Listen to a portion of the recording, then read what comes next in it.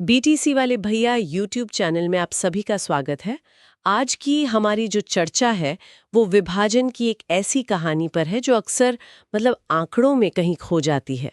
ये कहानी उन भगवानों की है जो 1947 के बाद पाकिस्तान में रह गए, उन मंदिरों की खामोशी की कहानी। बिल्कुल। और ये त्रासदी शोर बंद होने की नहीं है, बल्कि यादें बंद होने की है। हाँ, हम यही देखेंगे कि जब भक्त चले गए और भगवान वहीं रह गए तो आस्था का आखिर हुआ क्या। और ये पड़ताल किसी देश पर आरोप लगाने के लिए नहीं है, है ना? नहीं, बिल्कुल नहीं। ये तो बस एक सवाल है, एक बहुत गहरा सवाल कि क्या जमीन के साथ भगवान भी बढ़ सकते हैं। तो चलिए शुरुआत कटासराज मंदिर से करते हैं।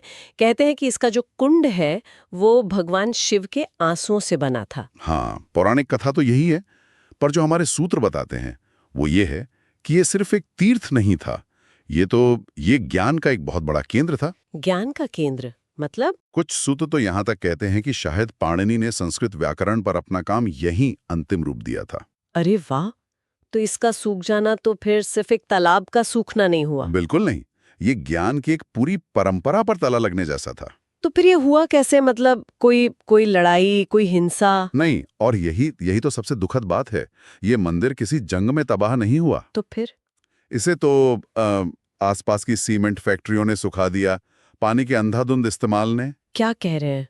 प्रशासनिक अनदेखी? बिल्कुल, ये उपेक्षा की त्रासदी है। जो चीजें हिंसा से बच जाती हैं वो अक्सर अनदेखी में दम तोड़ देती हैं। तो एक तरफ कटासराज की ये खामोशी है, लेकिन बलूचिस्तान में हिंगलाज माता का मंदिर, वहां की कहानी तो बिल्कुल अलग है ना? बिल्कुल अलग। हिंगलाज वो दिखाता है कि आस्था थकी जरूर है पर हारी नहीं है। सुना है वहां की यात्रा बहुत कठिन है। बहुत ज्यादा, सैकड़ों किलोमीटर का सूखा पहाड़ी रेगिस्तान, सुरक्षा भी एक बड़ी चिंता है, लेकिन लोग फिर भी जाते हैं। ये तो कमाल है। और सबसे दिलचस्प बात सुनिए, इस यात्रा में स्थानीय बलोच मुसलमान भी मदद करते हैं। वो इसे श्रद्धा से नानी का हज कहते हैं। नानी का हज, हाँ। ये तो बहुत बड़ी बात है। हाँ, ये दिखाता है कि इंसानियत कैसे सरहदों को लांघ जाती है। अच्छा, एक और जगह है जिसने मुझे बहुत हैरान किया, कश्मीर में शारदा पीठ। मुझे लगा था ये सिर्फ एक मंदिर है, पर ये तो एक विश्वविद्यालय था। हाँ, और कैसा विश्वविद्यालय। पूरे एशिया से विद्वान आते थे यहाँ। तर्क, दर्शन, विज्ञान, सब पर बहस होती थी।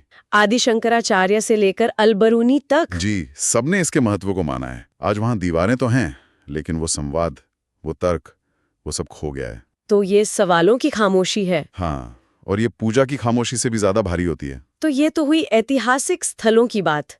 आज जो हिंदू परिवार वहां रह गए हैं, उनकी आस्था का क्या रूप है?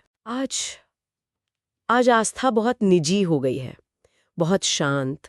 पूजा, त्योहार, सब कुछ अब खुले आंगनों से सिमटकर घरों की दीवारों के भीतर चला गया है। मतलब एक डर का माहौल है। डर से ज्यादा एक आदत बन गई है। जब सतर्कता आपका स्वभाव बन जाए तो खुशी भी धीमी हो जाती है। लेकिन इस खामोशी में कोई उम्मीद है? कोई? बिल्कुल है। और ये मुझे सबसे चौंकाने वाली बात लगी। कुछ गांव में सदियों पुराने मंदिरों की चाबियां आज भी वहां के मुस्लिम परिवारों के पास हैं। क्या बात कर रहे हैं? ये तो... हाँ, वो पीढ़ियों से इसकी हिफाजत कर रहे हैं, इस उम्मीद में कि शायद एक दिन घंटियां फिर से बजेंगी। ये सुन के तो रोंगटे खड़े हो गए। सही बात है। तो इन सब कहानियों का मतलब क्या निकलता है? ये मंदिर सिर्फ खंडर नहीं है। नहीं, ये हमारी यादों में ठहरे हुए सवाल हैं। और सबसे बड़ा सवाल वही है, वही कि जब इंसान बटे तो क्या भगवान भी बटे? ये मंदिर आज भी वही है। शायद इसलिए क्योंकि देवताओं को इंसानों की तरह जल्दी नहीं होती। वो इंतजार कर रहे हैं। हाँ, ऐसे ही और वीडियोस के लिए बीटीसी वाले भैया यूट्यूब चैनल को सब्सक्राइब जरूर करें।